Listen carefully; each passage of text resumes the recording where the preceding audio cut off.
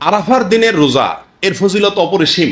আরাফার দিনের রোজা যদি কেউ রাখে, আল্লাহর কাছে আমি ধারণা রাখি, আল্লাহর প্রতি আমার ধারণা হলো এই রোজার বিনিময়ে আল্লাহ তাআলা রোজাদার ব্যক্তিকে 1 বছরের পেছনের 1 বছরের সামনের অগ্রিম গুনাহ আল্লাহ তাআলা মাফ করে দিবেন। ইসলামের অন্য কোনো আমল এরকম পাওয়া যায় না যে আমল করলে অগ্রিম আল্লাহ সুবহানাহু ওয়া তাআলা গুনাহ মাফ করে দিবেন। আরাফার দিনের রোজার এত ফজিলত যে পেছনের তো বটেই, সামনের 1 বছরের আল্লাহ সুবহানাহু ওয়া তাআলা ছোটখাটো গুনাহগুলো কি করবেন? মাফ করে দিবেন। অতএব আরাফার দিনের রোজা আমাদের সকলের রাখা উচিত। কিন্তু এই রোজা রাখতে গিয়ে একটা বিভ্রান্তির মুখোমুখি আমরা হই, একটা প্রশ্নের মুখোমুখি আমরা হই। সেটা হলো যে আমরা আরাফাতের দিনের রোজাটা বাংলাদেশে মানুষেরা কোন দিনে রাখবো? আমরা কি 9 তারিখে রাখবো নাকি 8 তারিখে রাখবো? কারণ হাজী সাহেবরা আরাফাতে যেদিন অবস্থান করেন সেদিন আমাদের দেশে 8 তারিখ হয়, চাঁদের কি থাকে 8 তারিখ থাকে। তো আমরা কি হাজী সাহেবরা আরাফাতের মধ্যে অবস্থান করছেন সেদিকে তাকায় 8 তারিখেই রাখবো, নাকি হাজী সাহেবরা সৌদি আরবে যেহেতু 9 তারিখে আরাফাতের ময়দানে অবস্থান করছেন, অতএব ওই 9-এর দিকে তাকে আমরা 9 তারিখে রাখবো? এটা নিয়ে একটা ধোঁয়াশা, একটা প্রশ্ন আমাদের ভেতরে কম বেশ আছে। এই প্রশ্নের উত্তরে আমরা কি করব সে করণীয় ক্ষেত্রে আমি সংক্ষেপে বলতে চাই, এক্ষেত্রে ওলামায়ে কেরামের দুটি মত আছে এবং দুইটা মতই গবেষণামূলক। এর কোনোটাই কোনো হাদিস থেকে স্পষ্টভাবে সমর্থিত না, বরং উভয় মতই যার যার বুঝ এবং গবেষণা লব্ধ। কোনোটিকেই সঠিক বা ভুল এটা বলা বুদ্ধিমানের কাজ হবে না। অনেক ওলামায়ে কেরাম বলেন আমরা হাজী সাহেবরা আরাফাতের ময়দানে যেদিন অবস্থান করবেন, পৃথিবীর সকল প্রান্ত থেকেই আমরা হাজী সাহেবদের ওই অবস্থানের আরাফাতের অবস্থানের দিনেই কি রাখবো? রোজা রাখবো। এটাই হলো আরাফাত দিনের রোজা। যদি সেদিন কোনো দেশে ঈদ না হয় তাহলে আমরা রাখবো, সেটা আমার দেশে 8 তারিখ হোক 7 তারিখ হোক দেখার দরকার নেই। এটা হলো অনেক ওলামায়ে কেরামের মত। অনেক ওলামায়ে কেরাম বলেন না, আমরা 9 তারিখে রোজা রাখবো আমাদের দেশে, সেটা হাজী সাহেবদের আরাফাতে অবস্থানের পরের দিন হয়, অর্থাৎ এদেশে সৌদি আরবে ঈদের দিন হয়, ওই দিন আমাদের দেশে 9 তারিখ, আমরা 9 তারিখে রাখবো। কেন? কারণ নবী করিম সাল্লাল্লাহু আলাইহি ওয়াসাল্লাম যে আরাফাতের দিনে রোজা রাখতে বলেছেন, আসলে 9 তারিখকে, জিলহজের 9 তারিখকে আরাফাতের দিন বলা হয়। এখানে তারিখটা হলো উদ্দেশ্য, আরাফাতের দিন এটা হলো শুধুমাত্র নাম। জিলহজের 10 তারিখে ইয়মুন নাহর বলা হয়, জিলহজের 9 তারিখে ইয়মে আরাফা বলা হয়, জিলহজের 8 তারিখে ইয়মুত তারবিয়া বলে। এগুলো হলো এই দিনগুলোর এক একটা নাম। যেহেতু নবী সাল্লাল্লাহু আলাইহি ওয়াসাল্লাম আরাফার দিন রোজা রাখতে বলছেন, অতএব 9 তারিখে রাখবেন, এরকম একটা মত ওলামায়ে কেরাম বলেন। এখন আমরা কোন দিকে যাব? 8 তারিখে রাখবো নাকি 9 তারিখে রাখবো? আমি বলি, যেহেতু কোনো মতের পক্ষেই সুস্পষ্ট কোনো হাদিস নাই, অতএব আমাদের জন্য সবচেয়ে যুক্তিসঙ্গত হলো দোনো দিন রাখা, 8 তারিখে এবং 9 তারিখে রাখা। কারণ জিলহজের 1 থেকে 9 তারিখ পর্যন্ত এর প্রত্যেকটা দিনই আমাদের কম বেশ রোজা রাখার চেষ্টা করা উচিত। নবী সাল্লাল্লাহু আলাইহি ওয়াসাল্লাম বলেছেন, মা মিন আইয়ামিন আল আমালুস সালিহু ফীহিন্না আহাব ইলাল্লাহ মিন হাযিহিল আইয়াম। জিলহজের 10 দিনের চাইতে অন্য কোনো দিনে আমল আল্লাহ তাআলার কাছে বেশি প্রিয় না। এই জন্য ওলামায়ে কেরাম বলেন যে এই 10 দিনের প্রথম দিনগুলো, ঈদের দিন বাদে প্রথম দিনগুলো প্রত্যেকটা দিনই কি রাখা উচিত? নফল রোজা রাখা উচিত। তবে বিশেষভাবে হাদিসে নির্দেশ হলো কিসে? আরাফাতের দিন রাখার জন্য। অতএব আমরা যদি 8-9, আমাদের দেশের লোকেরা 8-9 উভয় দিন আমরা রোজা রাখি জিলহজের, তাহলে সেক্ষেত্রে সন্দেহাতীতভাবে আরাফাতের দিনের রোজা রাখা আমার হয়ে যাবে। অতএব এই 8-9 উভয় দিন রাখাই আমাদের জন্য সবচেয়ে উত্তম এবং বেস্ট। আল্লাহ তাআলা আমাদেরকে আমলের তৌফিক দান করুন। 100 ভাগ লোক কোরবানি করতে গিয়ে ভুলটা করে, সেটা হলো কোরবানির পশু যারা বানায়, কসাই, তাদেরকে পারিশ্রমিক দেওয়া হয়, ঠিক না বেঠিক? পারিশ্রমিক হিসাবে নগদ টাকা, তাদের সাথে চুক্তি থাকে, হাজারে কত টাকা, এরকম একটা সিস্টেম আছে। এই সিস্টেমে গোটা গরু বলেন, ছাগল বলেন, এটা তারা বানায়। এই তাদের সাথে যে অর্থ চুক্তি থাকে পারিশ্রমিক হিসাবে, এই পারিশ্রমিকের বাইরে তাদেরকে আবার কোরবানির পশু থেকে কি দেওয়া হয়? গোশত দেওয়া হয়।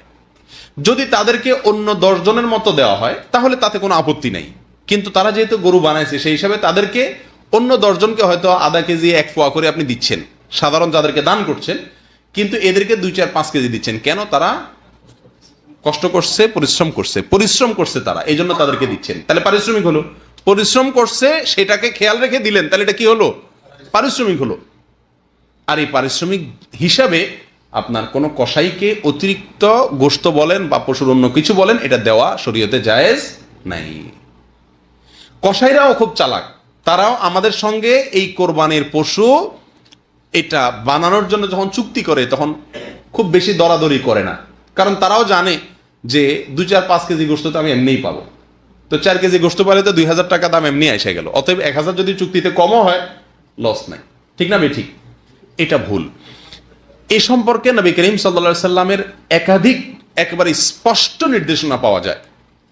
বিশেষ করে সহিহ বুখারীতে নবী সাল্লাল্লাহু আলাইহি সাল্লাম স্পষ্টভাবে তার নির্দেশ পাওয়া যায়। তিনি বলেছেন, লা ইউতা ওয়ালা ইউতা লিজাযারাতিহা শাইআ, কোরবানির পশু এটা কসাই যারা কাটে অথবা এটাকে বানায় তাদেরকে এই কোরবানির পশু থেকে কোনো কিছু দেওয়া যাবে না।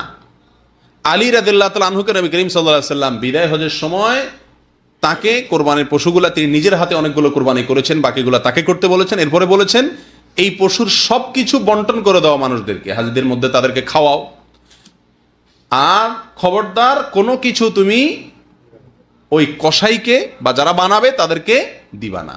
অর্থাৎ তাদের পারিশ্রমিক আলাদা দিবেন, নগদ টাকা দিয়ে। কোরবানির পশু থেকে আপনি দিবেন না। আসলে কোরবানির পশুর এই গোশত, এটা আমরা কোরবানি করে দিলাম মানে আল্লাহকে দিয়ে দিলাম, ঠিক না ঠিক? আল্লাহ সুবহানাহু ওয়া তাআলার নিয়ম হলো কোনো কিছু আল্লাহকে দান করলে আল্লাহ নিজে সেটা গ্রহণ করেন না। আগের যুগে আল্লাহকে দান করলে মানুষ পাহাড়ে রেখে আসতো, সেটা আসমান থেকে এসে আগুন এসে জ্বালাই দিত, তার মানে আল্লাহ তাআলা অ্যাকসেপ্ট করছেন। আর যদি না জ্বালাইতো তার মানে আল্লাহ ওটা অ্যাকসেপ্ট করেন নাই। আর আখিরি জামানার উম্মতকে আমাদের জন্য আল্লাহ সুবহানাহু ওয়া তাআলা সুযোগ দিয়েছেন। সেটা কি? আমরা আল্লাহ সুবহানাহু ওয়া তাআলার জন্য কিছু দান করলে, জাকাত দিলে, ফিতরা দিলে, সব আল্লাহর জন্যই তো দান করি। আল্লাহ সুবহানাহু ওয়া তাআলা ওটাকে দালিয়ে দেন না। আল্লাহ সুবহানাহু ওয়া তাআলা আমাদের সুবিধার জন্যই গরিবদের মাঝে বন্টন করার জন্য, নির্দিষ্ট খাতে দেওয়ার জন্য আল্লাহ তাআলা কি করছেন? নির্দেশ করছেন।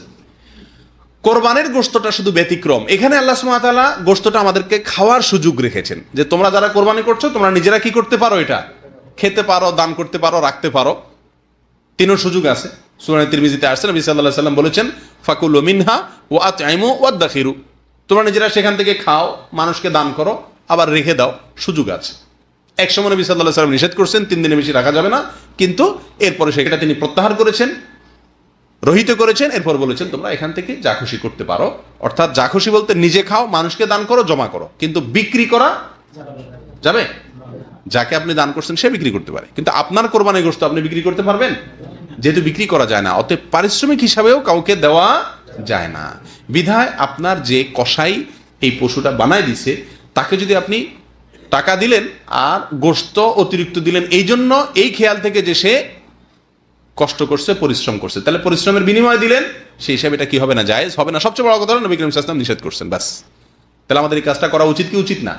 সারা বাংলাদেশে কসাইকে গোশত দেয় না এরকম কোরবানি করনেওয়ালা কয়জন লোক আছে বলেন? একজনও আপনারা দেখছেন আজ পর্যন্ত?